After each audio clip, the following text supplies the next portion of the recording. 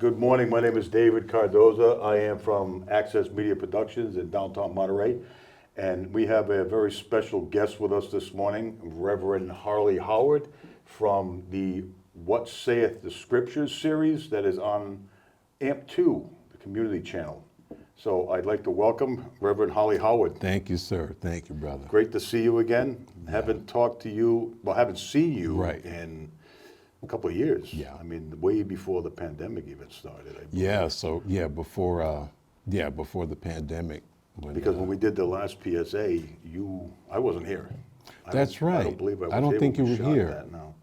I was working for the company, Okay. but I wasn't here when that happened. Right. I might have been out of the state, I think, I don't know. But I believe this today is the first time that we have ever spoken Yes. across the table. Yes.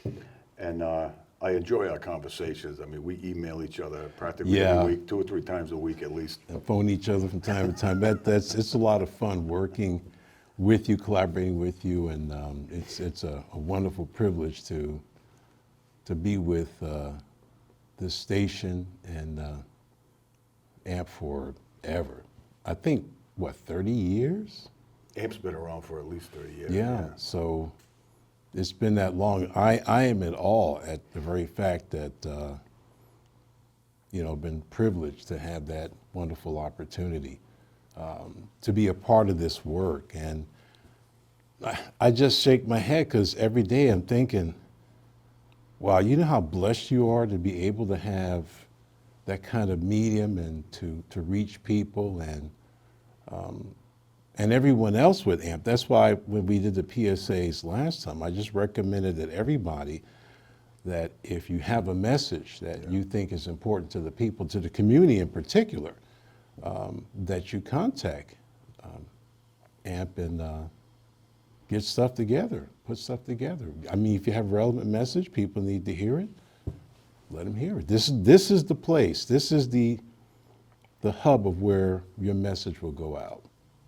Well, we do have a moniker that we like to say is that tell us your story. Yes, yes. And that's in line with being available for the community. Yeah. Because if they have something that they want to get off their chest, or if they have a project that they want to get off the ground, Right. we're available to help them do that also. And it would be our honor to be able to help them go after a dream or a goal that they may have in whatever project that they're doing. Yeah. And on that note, I did want to mention that it is our honor that you have actually been with us for as long as you have. And I think it speaks volumes for AMP as a company that we've been around for as long as we have, and that we still do have community producers Yes. from its inception. Yeah. And to me, that it almost kind of like gives me goosebumps thinking about that, because that it's been that long. AMP has been through, excuse me, 4 different executive producers, Right. and we're still here. Okay. We're still offering the services that we offer, Right. and we still try to help the community the best way we know how with the skilled staff that we have. We've been through multiple changes over the years too, Right. and we still remain with the doors open, and that's a blessing in and of itself. Again, it's astonishing to me just to think about this. And I tell my wife and daughter, look, you don't get it because you're not doing this. And you have to really, and it's hard for them to get it because they really can't, they don't have the experience. When you've been given a privilege, an opportunity, and I see the things that I've been involved in as privilege and opportunity. It was never my intention to be on television. I'm a radio man, and so when I moved from Northern Cal, I was at Fort Ord, and I got out in 75, 76, and I went to Virginia to college, but I came back, and my intent was to move back here, but I got stuck in La Mirada and never was able to get up here. So I started radio in 1980 in this area, Seaside, Monterey. And it blossomed out, and one day I was driving home from work. It was like 5:30, 6 o'clock, on the 55 freeway, and I heard this brand new Christian radio station, KKLA. And I said out loud, I would never be able to get, I was going to say get on that station. I said, that's never going to happen. Within 6 months, I was on the station. Oh, wow. So I'm a radio guy. Radio's in my blood. Still am on radio, but that's for another time. And television was not something that I had an interest in doing. That was just not. Radio, in a sense, we have our own attitude, and I didn't realize until I got on radio. I just said, TV's for dopes. I don't want to get involved in it. It's too much work, too much problem. I said, we love our anonymity. Radio guys love their voice. We don't want to be seen. We want to be heard. And then one of the former members, he brought in this video because he kept insisting, you need to get on television. You didn't get on television. I'm like, God, I hate with that stuff. And so he said, I want you to watch it. This is what's on TV passing for Christian television. And it was some guy that had this dummy blackface. And I looked at that and I went, this passes for Christian television? I said, Was he a minister? yes. I said, let's go, whatever it takes. Wow. And so we began to do TV work. And we started a number of local stations, but we wound up on AMP because we had the idea, see if our brother Joe Young could, take care of all the particulars in this area. He said, yeah. And we started doing television with AMP, and then it just blossomed. The relationships, like you said, we had all these different changes, administrations, what have you. And then AMP just became the standard bearer for all TV production. And everything I did was focusing upon that, because we did half our programs in other stations, but AMP was the primary television station we wanted to focus on. And it just, I can't, you have to experience the blessing, the opportunity, the privilege. That's why people, if you have a message to share and you're willing to do the work, you can make an impact in this community. And it has been a wonderful opportunity. I'm just so thankful for everyone that has allowed us this wonderful privilege to be a part of this wonderful work. But television was not in me at all, but now that I've been there for, oh my goodness, over 30 years, I can't think of anything else other than doing this. The editing process, like we were sharing before, in the old days, to edit the video, because I have a template, you have a template, you keep that template there, you don't touch it, and you do your thing, you added the video, the titles, everything, have a template, the music. So the process in the old days, which began with that, by the time you went there, you had to render the video 2 different ways, and then you had to send it to the server. Now the server was something that was wonderful, because in the old days we had to send the disc. Okay, yeah. Yeah, and if the disc was scratchy, it came over, and you really didn't know until it played. I'm like, oh no, man, no.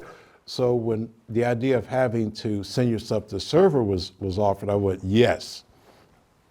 So the process from beginning of the video itself unto actually loading it up to the server was minimum of 6 hours on a good day. Because if something was wrong with the server, or the server was slow, it could take 14 hours for just that one video to be able to be loaded. I would just go to bed and just keep the computer on, just turn the monitor off, and get up in the morning, turn the monitor. It's still loading? Like, this is crazy. Yeah, and from a technical standpoint, which is most of what I deal with on a daily basis, is network issues when people are uploading stuff. Right. And it happens with us when we're trying to upload something. and there is ridiculous amounts of lag sometimes. Yeah. And it used to happen to me with the older system that we had, where I would try to process video Right. and upload it into the server so that we could replay it, and it would go the whole day. By the time I would come back into work the following day, it had about 80% left over, and I'm like, it's Wow. been running all night. Yeah. But what I found out after how many times this failed is that the system was being disconnected from the network, and then it was reconnected. Okay. And Wow. I couldn't figure out why it was doing that, but that's what was happening, because we're uploading essentially to a server, which Right. is not on the premises. Right. Oh, okay. So it's traveling through the wire, and anything could go wrong at that point. Yeah. So the only other thing we could have done was to gone directly to the source, Okay. uploaded it from that server right into the system. With the new system that we have today, Oh, it yeah. works circles around that one. Yeah. I mean, it's so much easier to Yes, explain. it is. It's just, the process is so much quicker. Yeah. I Be able mean, to get this stuff done in a day is unheard of.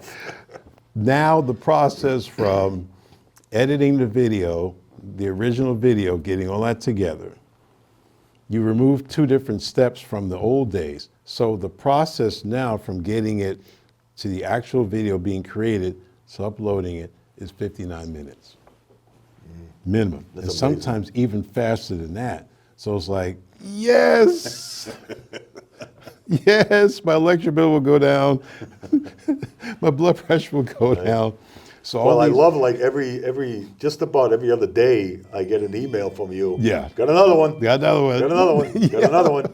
But it's amazing. It really is. It's so cool to find out. And then I go into the folder, and I see them all. Wow. There we go. And we should be, what, November now? Yeah. We got 90, well, from 70 to 91. Wow. Okay. But what was it, less than 2 weeks? Yes. Yeah, because Less I than could. 2 weeks to upload all that footage. I'm just doing 2, 3 a day, or like, wow, we got another hour. Hey, let's Just do keep it. sending them. Well, like I said, the way I set up the schedule was I wanted to do it by the year. Yeah. And that was a request that I got from a couple of community producers, because when we first started the system, if you recall, I explained to you, they didn't have anything designed for the community producers to be able to access the system to No. upload their own content. No, nothing. So they asked me, because when I asked them about it, they said, well, whatever you come up with. Okay. I said, all right. I said, so I'll see what I can do. And I actually was able, you were the first client that I tried this with. And I just gave you your own login. Yeah. Showed you how easy it was to upload your content Yes. into your own Yes. folder. Yep. And that's worked for months now. Perfect. I mean, we've had this system going on 4 months, I believe. It's beautiful. Well, Don't 4 change it. Don't change a thing. It's Don't get me wrong, there are other intricate things that are involved, like once you upload your content, right. then you have to put it in the schedule, Right. the lineup, Right. which, in my opinion, I thought it would be easier Yes. to get the producers to upload their own content, Yes. get that down, and then once they're comfortable doing that, then we can incorporate the scheduling. Okay. However, I like the fact that I have to stay in communication with the producers, Yes. to be able to keep in contact with them. So by me scheduling them, Right. that keeps that communication. Right. Because I remember when we first, when I first got used to working with the other system, the producers were basically left on their own. Yeah. And the only time that they would contact us is if there was something wrong, if something wasn't working. What's interesting with AMP, like I said, with radio, there was really only one station that I was actually able to collaborate with producers and directors, whatever, board operators, whatever, and that was KKLA in Los Angeles. This is similar, where we can actually sit down and chat, because most of the stations they don't want to talk to the broadcasters. It's like, do your thing, leave us alone. I never felt that way with AMP. I always felt that I was welcome, I was at home here. And, you know, our collaboration has just been phenomenal. I mean, almost part of our family conversation of that. David and I were talking blah, blah, blah. And so They're all like, who's David? that to explain, you know, it's great to have that because I think that's necessary. We get to pick each other's brain and what do you think about this? What do you think about that? What do you think about this thing here? And AMP is family to me. It always has been. I thought about it even when I did the last time I was here, did the PSAs last time. AMP is family. And I think if people look upon the opportunity instead of just doing a program and just shoveling it in, come visit the studio. Come talk to some of the people. You may be surprised. You may develop a relationship and your relationship with AMP becomes deeper, has more meaning. I mean, I'm 6 hours away. Yeah. So to be here, in fact, this was really the purpose of coming here, driving up here. There are 3 things I was doing, but really this was at the top of the list. I need to get to AMP, have this time to chat and encourage people who want to have content to be broadcast to contact AMP and get cracking, you know, and to meet you and to talk with you and just encourage you to keep doing the work and to thank you for making the process so much better. You have no idea. Yeah, you probably do. Above everybody. It was actually brought to my attention when I guess I've been working for AMP for about 12 years. I think I'm celebrating 12 years coming up in October. Wow. But it was brought to my attention early on that when we're out in the field, we're the face of AMP. Yeah. So the public doesn't really get to meet anyone outside of here. Yeah. So, but when we do show up, you know, I try to play the Represent. part. You know, I Yeah. try to represent the company. We'd like to have more people come down to the studio and check out what we're Yeah. running in here. But I mean, I enjoy working here. I enjoy what we do. I enjoy being able to help people. Yes, such sir. as yourself. And we have 4 or 5 other producers that have got their content that is being uploaded on our system. You think that what we're doing here might encourage maybe other producers to come and sit across the table and chat? They got to be aware. Yeah, we just need to get the message out there that that's what we're doing. Yeah. You know, that's what we're here for, to be able to help the community. Whether it's you have a project that you want to complete, or if you have a project that you need help with. Yeah. Because we have a lot of creative people that work here that can shed some light on whatever program or Yes. project you're working on. Yes. But I feel truly blessed to be able to do what I do. The fact that I've been here for as long as I have, and I've got a chance to meet some really cool people. Yes, sir. I've been through archives. I spend most of my day going through archives and uploading stuff, backing up footage so that we have, in case if something goes wrong. But Right. I've seen a lot of footage from some of the other producers that were here when I wasn't here. Okay. When I wasn't even working here at that time, and it's just amazing to see what was going on at that time, so many Yeah. years ago. Because we still have footage from 1998, Ooh. 19. You know, I think it's either, I think the oldest, actually, I'm sorry, I stand corrected. The latest, or the oldest footage we have, I think was in the early 2000. Okay. I want to say early 2000. But, and when people come, we've actually had some of those producers come back here and ask us, hey, I did a show here so many years ago. Right. I just wanted to find out if you still had, the footage. Right. You know? So he said, no, yeah, no, you know, I look it up and there it is. You know, you got like 12, 15 episodes or whatever Wow. they did. So it's pretty cool. Yeah, I got hard drives with a good billion.